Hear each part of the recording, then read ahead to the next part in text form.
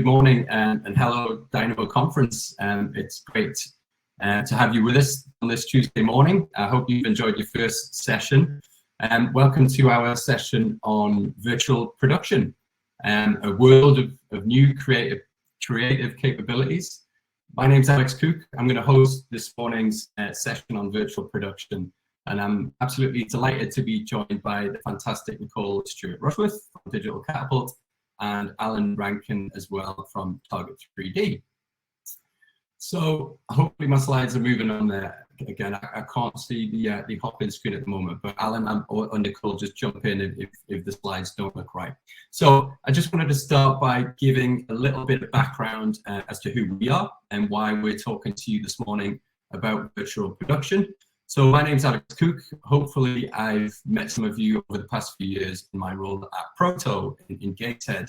I'm Innovation Manager at Digital Catapult Northeast and Tees Valley, and also project lead for a program called MXC, which is all about establishing the Northeast as a regional centre of excellence for immersive technologies. If you haven't heard of Proto before, don't worry. We'll talk very briefly about what Proto is and why it's important to this conversation. And please feel free to reach out afterwards if there's more information that you want on Proto or anything that we cover this morning. As I said, I'm joined by Nicole Stewart-Rushworth. Now, Nicole is an immersive technologist at Digital Catapult based in London. And Nicole leads the Catapult's network of immersive labs and has been heavily involved in the Digital Catapult's work on virtual production to date. So we're delighted to have Nicole with us. And I'm also joined by the fantastic Alan Rankin. Alan is the co-founder and managing director of Target 3D. The Target 3D are the kind of leading UK organisation when it comes to motion capture, and they've been increasingly involved in this world of virtual production over the past few years. They've been working alongside the Digital Catapult very closely on a programme called Studios UK, and have helped to establish a virtual production test stage in Guildford. And I'm delighted to say won the contract to design, build and test a brand new virtual production LED stage, which is coming to Proto this autumn. So you've heard that here first. We can officially announce that Proto will become the proud host of the UK's newest virtual production LED screen this autumn, and we're going to cover a bit more detail on that this morning as we go. So how this is going to work is we're going to hear from our fantastic speakers. I'm going to do my best to capture any questions that you might have as we go, and we'll hopefully, if we're all behaved, I know I'm a couple of minutes late in starting, but if we run time, we should have about 10 minutes to answer some questions at the end. So please drop them into the chat, and we'll pick them up afterwards. I did just want to start though by addressing the question that I imagine is on the minds of perhaps some of you in the audience this morning, which is, what is virtual production? Now, if you work in the creative, immersive or the screen space, I'm sure it's a term that you've heard a lot of, increasingly so over the last few years. But without stepping on the toes of our other speakers this morning, I thought I'd just kind of make sure we all had a shared definition of what virtual production is from the outset of this talk, so that we know what we're going to be covering over the next 40 minutes or so. So hopefully you can see a virtual production kind of LED setup, an example of one anyway. And in preparation for this morning, I looked up a few different definitions, as there are quite a few out there, but I was struck by one which I thought was particularly helpful. And it was from a company called the Moving Picture Company, or MPC. And according to MPC, virtual production combines virtual and augmented reality with CGI and games engine technologies to enable production crews to see their scenes unfold as they are composed and captured on set.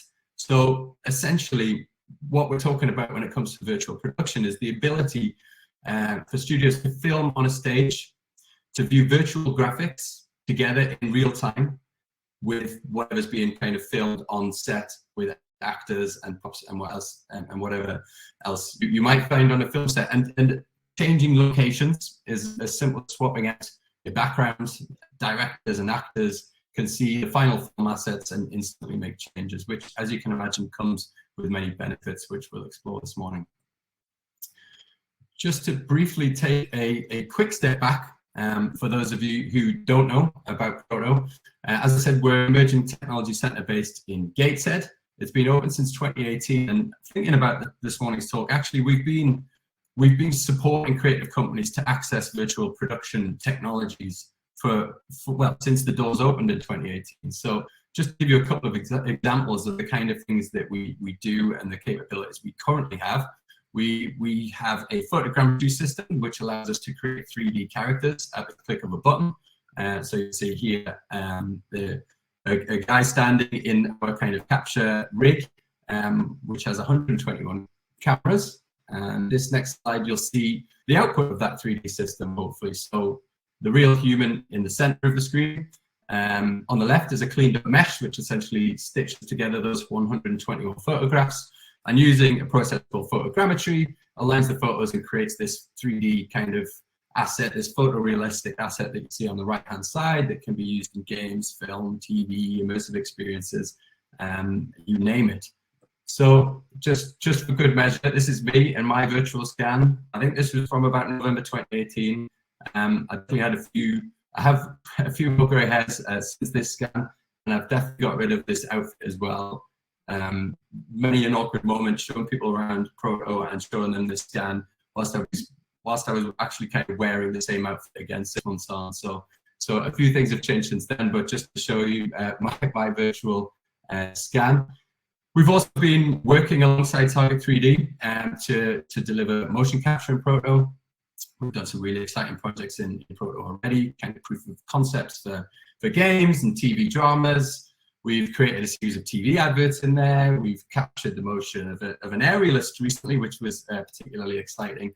So this is a combination of markers and our OptiTrack system, which are special cameras to capture movement data, which then can be used to animate characters. And I'm sure Alan will talk to you more about this technology as we go.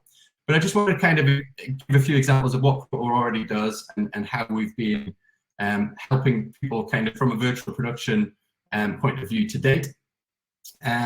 But however, as I previously said, we're extremely excited to announce that we're taking a really big, bold step into the future, and we are investing through the Studios UK programme in our very own LED stage right here in the heart of the Northeast at Proto.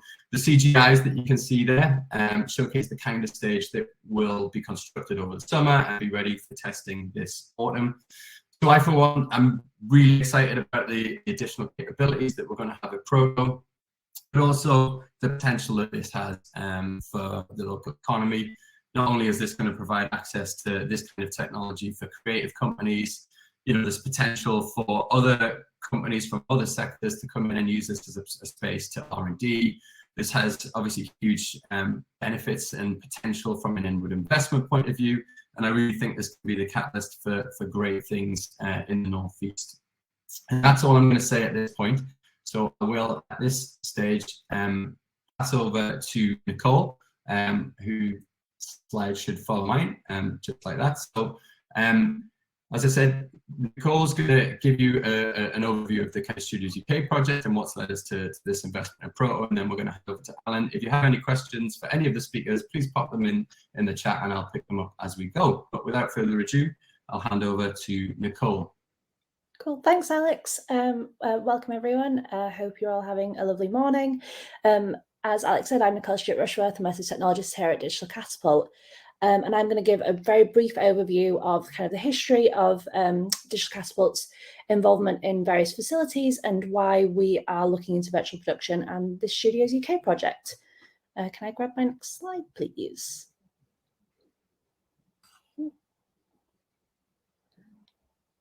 Thank you very much. So yeah, over the years, Digital Catapult's been interested in how emerging technologies can be put into practical applications and how we can work to kind of benefit the ecosystem and support access to these technologies for smaller startups and creators. We have a history of supporting advancing technology facilities for content creation, such as our work with Dimension and the Imaginarium. A few of you in the audience might be familiar with Dimension, as they do have a presence up in the Northeast. So yeah, we've kind of been interested in how these different application areas can work with emerging technologies, kind of further the use for smaller creators. And we've had an interest in virtual production since about early 2020. And we've been especially around the convergence of how these screen technologies can work together and how Digital Catapult can help facilitate the access to that. And over 2020, during the lockdown, we started speaking with people across the industry and created working groups around skills and R&D to help identify areas that particularly needed support. And with that, we launched the virtual production studio. If I can grab my next slide.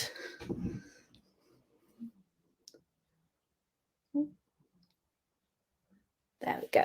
So Alan's going to talk a little bit more about the virtual production test stage in a sec, but just to kind of set the scene. So we created the virtual production test stage by partnering with Target 3D, and we launched it kind of in the about a year ago now. I can't believe it has actually been 12 months. What a busy year. So yeah, we kind of launched this stage, and it was the UK's first stage looking predominantly at R&D for virtual production. We're equipped with all the different technologies needed to do virtual production and have that sort of space, and it's really kind of been a real kind of learning and growing period for everyone involved, and we're really excited to kind of move into the next phase. And with my next phase, I'll get my next slide. So growing on our work at the virtual production test stage, we are looking to upgrade and augment the current existing stage. And as Alex said, build this new stage at Proto and Gateshead. So Studios UK is going to be an open access space, kind of looking to research the different technologies and application areas of virtual production. By having our two spaces co-located together, we'll have research around remote production and how you can kind of do concurrent productions and how you can share assets, all kind of leveraging the various technologies that Digital Catapult work in. So we'll have an infrastructure of 5G, of a private 5G network that can be utilized for research. We'll have access to machine learning, and we have a whole AI team at Digital Catapult who are really interested in kind of getting their hands on this space. So Studios UK will help to meet the need of independent production companies that cannot access larger commercial facilities, and help enable innovative companies to develop new tools and applications in technology agnostic environment. When virtual production techniques become more widely adapted across the industry, we'll be looking to adapt our research to explore new frontiers in creative production, impacting a wider range of sectors. The future technologies could include such things as synthetic media, 5G-powered AR/MR experiences, and we're really looking at strong potential application areas of education, health, defence, news and publishing. So really kind of wide range of what we're looking at across the board. So we're really kind of looking to help spread this facility across the UK and how we can help support creators such as some of the people that might be in the room, like access these technologies. And we're really excited to be working with people going forward. We're really interested in R&D, and if you have a project that might fit this space, please come speak to us. And with that, I'll hand over to Alan to talk a little bit more about their involvement in the project and going forward. Over to you, Alan. I might be passing back to Alex, so sorry about that. Yeah, thanks, Nicole. That's fantastic. So I think, Alan, would you like to stop sharing so you can share from your yeah side? Yeah, I think so. Hopefully it'll make it a bit easier. Yeah. No, that's brilliant. Thanks, Nicole, for that. It's a project we're all really excited about here at Proto, and I think that kind of 5G link, establishing Proto with the virtual production test stage in London as well, is something that's going to add a lot of capability to what we have. So I'm going to ask Alan to just tell us a little bit more about the technology itself, to give us some case studies, just to add a bit of color, I guess, for the audience as to what we really mean and what the capabilities of the technology is. So over to you, Alan. Thanks, Alex. Thanks, Nicole. Thank you, everyone, for having us today. As outlined, I'll just give you a very brief introduction to ourselves. We've got 3 sites across the world. We've got the UK, which is our main HQ, where we do motion capture and virtual production consultancy, and we also supply, design, and install stages for both motion capture and virtual production. And we're building that up in our Spain and Portugal location, and in New Zealand we'll be doing this a similar thing next year, opening our first virtual production stage there. And really, why is this? It serves all these different kinds of sectors, and quite often people immediately feel that naturally that motion capture or virtual production only sits in the world of animation and VFX or film and TV production. But really, the applications can be quite varied, and it's really down to the imagination of people wanting to immerse people in various environments, and that could be for life and movement science, so biomechanics, and helping people in terms of rehabilitation, or training up athletes in environments, training and simulation, robotics, architectural and visualization. There's lots of different industry sectors applications. And an image here which I'm just showing is really a bit of the more kind of bread and butter where Target 3D has come from. We design these kind of spaces which are used with motion capture. And you can see on the right, we've got the stage set up there and people in motion capture suits. But we take blank canvases, empty spaces, and we design from the ground up how we might install a full functioning system, which is kind of mocap or virtual production. And then how you might want to utilize that technology, either for animation of VFX or for virtual reality, for example, is entirely up to you. And we help people with those kind of workflows at the end of it. So following on from what Alex was saying, what is virtual production? And it's really the amalgamation of real physical things and virtual or digital content. And not necessarily a play for Epic Games as environments, but one of the best ways, which I've heard it described and I utilize a lot, is really bringing content or the performance of something which is unreal into the real world, or something from the real world into an unreal world. You can think of The Matrix or Blade Runner or Star Wars, where you've got this amalgamation of set storytelling, physical people, physical actors interacting with maybe digital or virtual actors or avatars. So it's this kind of amalgamation of the two worlds. I've got a case study which I wanted to share at the outset, and this really helps to show as an example of what this kind of technology can bring for people. So this one's predominantly in looking at motion capture to animate Liam Payne for the BAFTA's performance. But actually, in delivering this as a project, necessitated various different companies to come together. So there's a production company who created the avatar and created the content. There was EE as a broadcaster who used 5G to be able to distribute this content, and ostensibly EE paid for this, if I understand it correctly from the outset. But we also had a company who's pioneering, a company called The Round, who are pioneering a platform which enables people to experience performance through augmented reality in their own homes through an app. So we used our performance capture technologies. It was recorded on site at the studio where the BAFTAs was being produced, and then it was delivered to thousands of people using AR applications. So I'll just play this video, which I think is about 3 minutes long, and it explains this really well.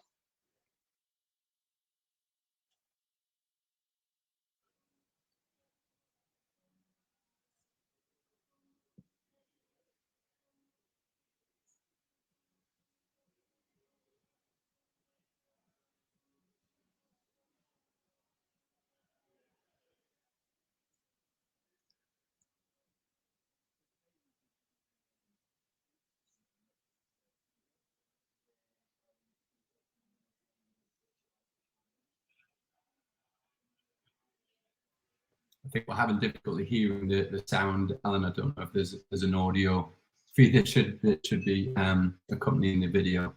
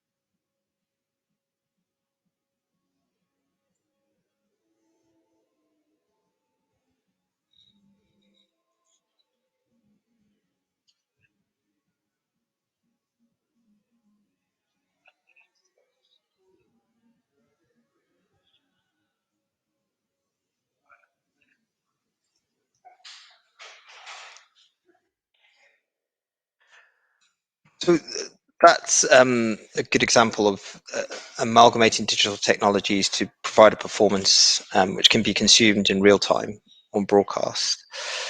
And really where we're getting to now is this kind of further amalgamation, bringing the virtual environment into a real set where the performers, the actors, the directors can see what's going on with the virtual background in real time. So this has kind of traditionally been done to some extent through green screen, where the actor, the performer, the people on set have had to, in their mind's eye and using storyboards, kind of have a feeling for where that content is going to be.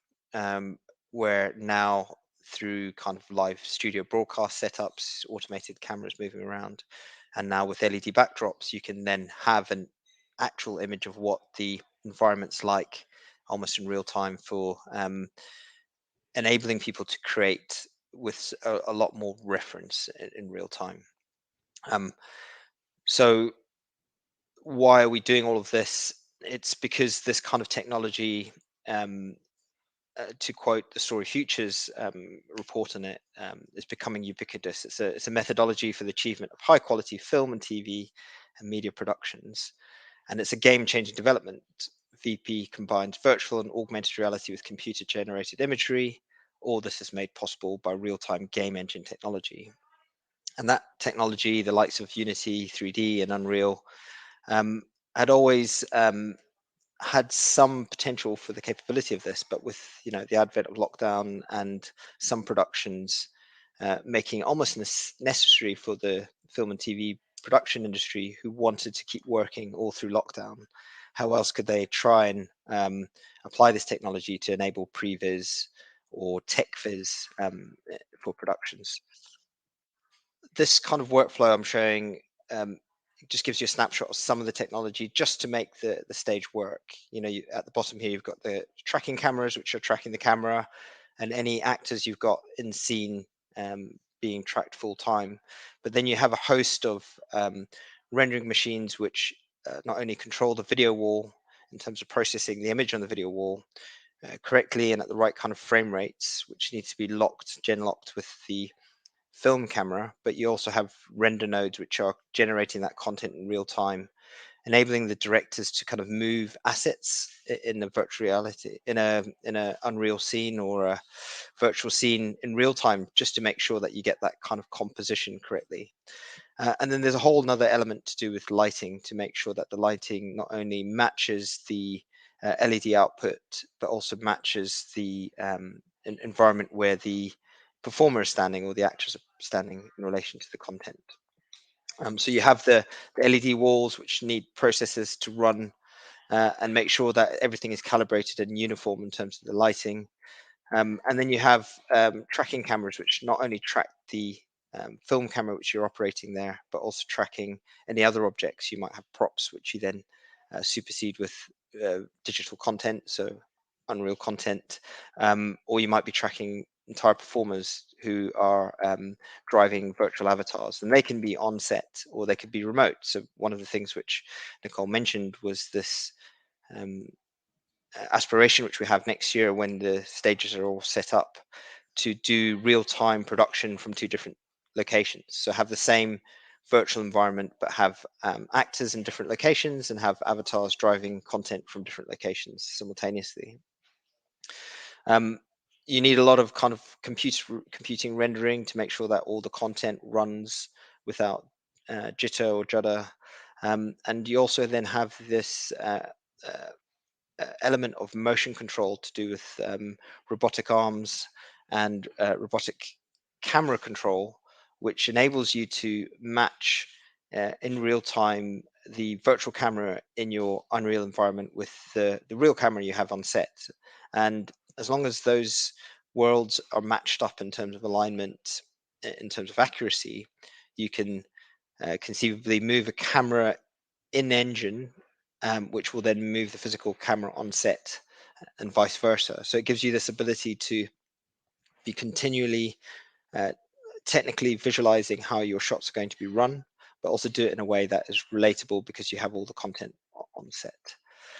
And then the next element here is real-time rendering software, which enables you to adjust the lighting, adjust assets in the scene.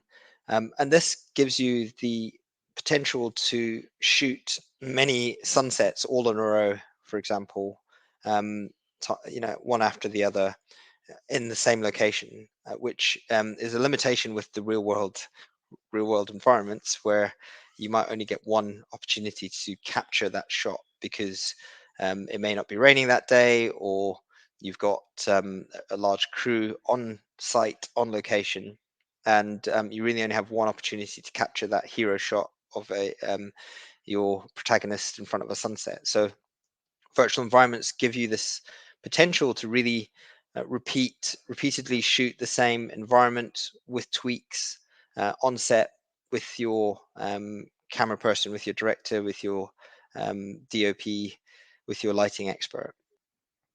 And so what does all this mean in practicality? It means that you have this necessity to bring all these skills, which were traditionally for film and TV production,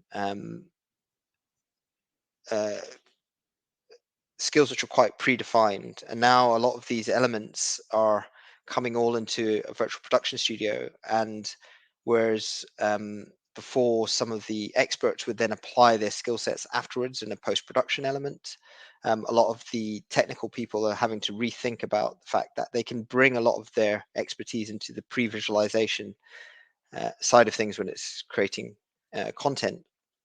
So what we've found, certainly at the test stage in Guildford over the last year, is a much more necessity and much more time on set in doing previs, in doing pre-shooting day, pre-light work, where we're really trying to understand, are these shot passes, are these camera passes correct?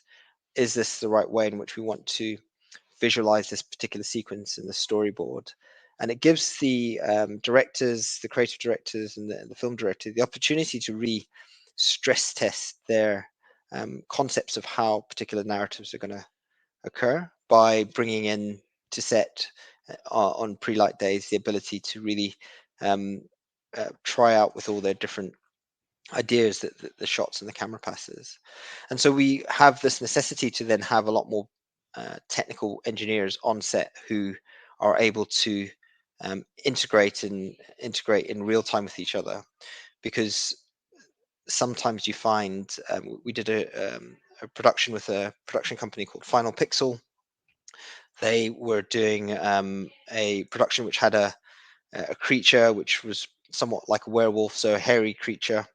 We had a mocap actor who was driving that hairy creature, and we had a real actor on set with a set foreground.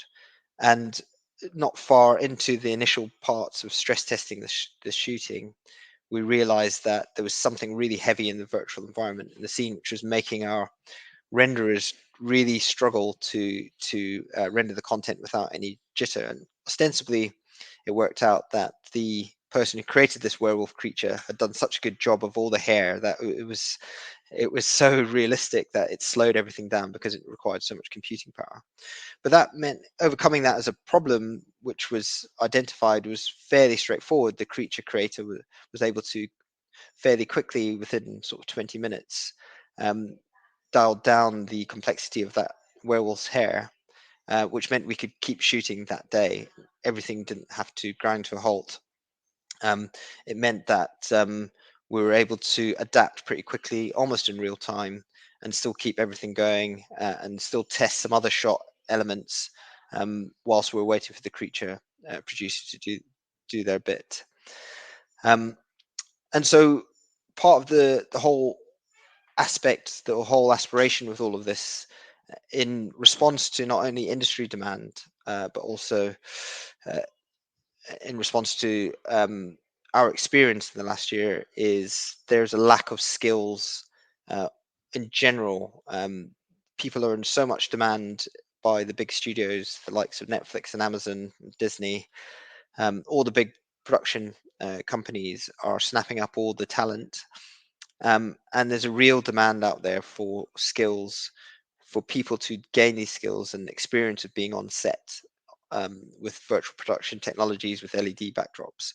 And so one of the key drivers here at Proto, one of the things which we want to foster, is lots of training programs to enable people to learn on set, on a physical set, what it means to manipulate all these different types of technologies, to have that experience, to then be able to take it into a professional career.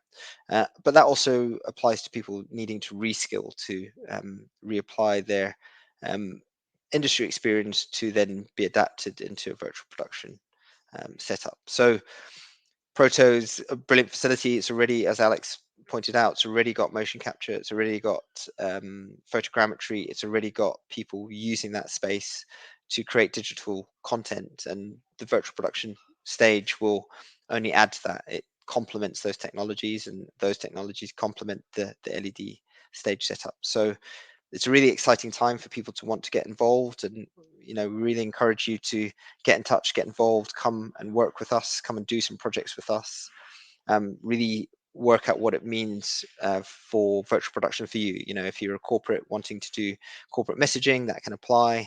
If you're looking to do advertisements or short form storytelling, that can all apply. And I think we're really keen to understand how people might want to use the stage with us and work with us. It's a facility for everyone to get involved with.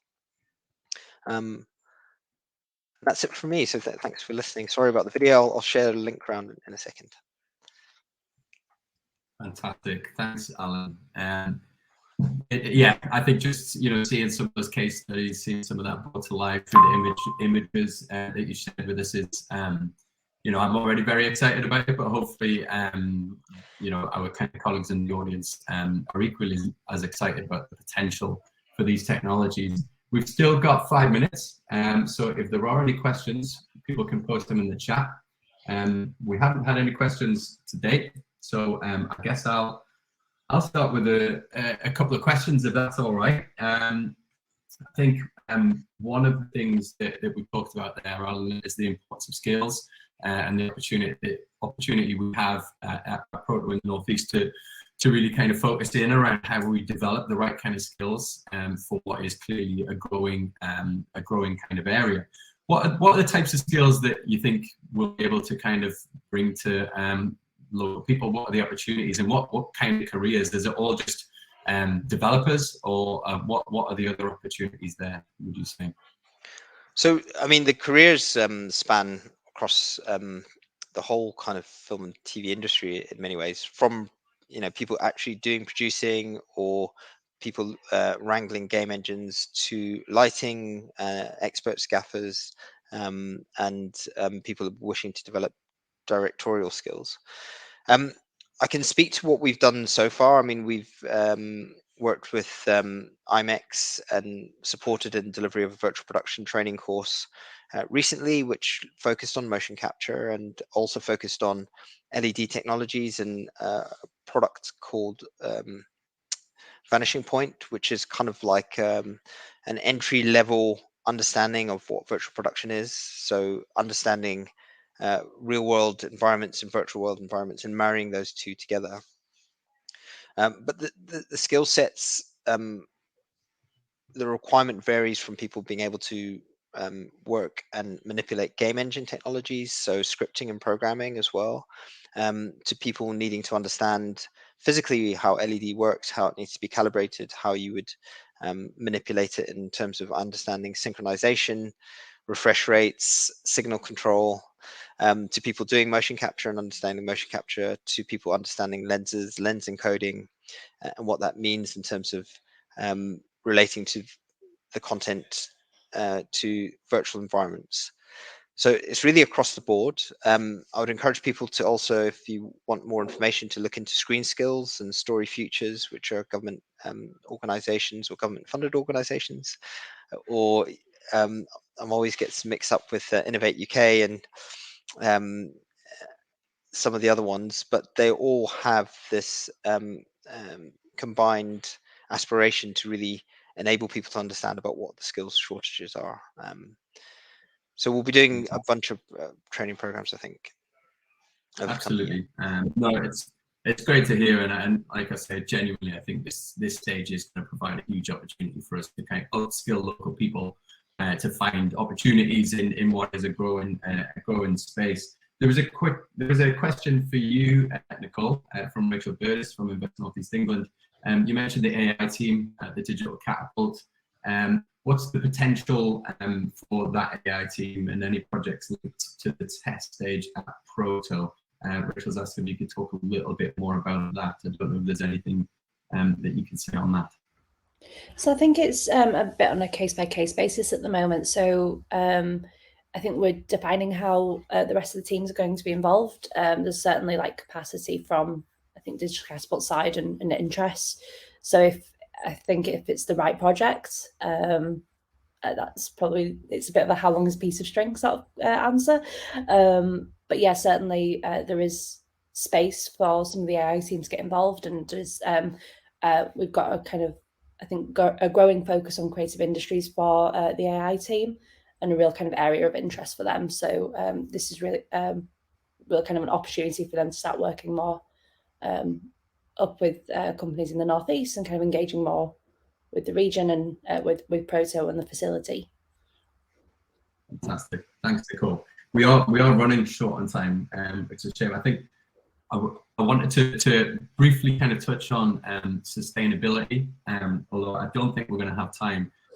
One of the things, I think I'll just kind of make a comment on it, is one of the things we're looking to explore through the tech stage at Proto and down in London, and through this network of virtual production stages that we're working on, is the impact that this has potentially on sustainability. I think it's an area of research that we're all interested in looking at. You know, you potentially save on carbon emissions by not flying out big production crews to the other side of the world, but instead kind of filming in front of a virtual production screen and an LED screen. So it's something that we're interested as well in. It's a shame we didn't get a chance to talk on that a little bit more.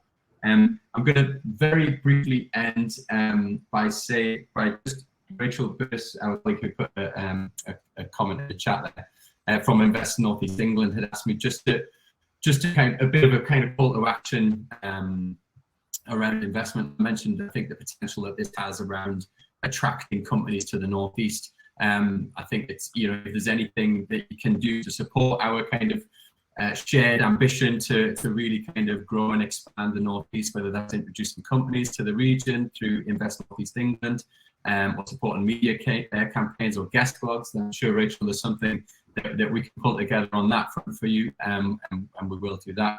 And we're at time, so all that's left for me to do really is to say thanks to our speakers, Alan and Nicole. Apologies for any technical difficulties that we had with audio and with me kind of trying to re-sign in right at the start of the session and losing a couple of minutes. But I hope that you've all taken a lot away from this session around virtual production and the capabilities we're bringing to the Northeast. And I hope this is just the start of a conversation between us, and we look forward to you reaching out to us for how you can get involved and how you can benefit from this investment as well. So thanks for joining us. I hope you enjoy the rest of the conference and have a good day. Thank you, Thanks, everyone.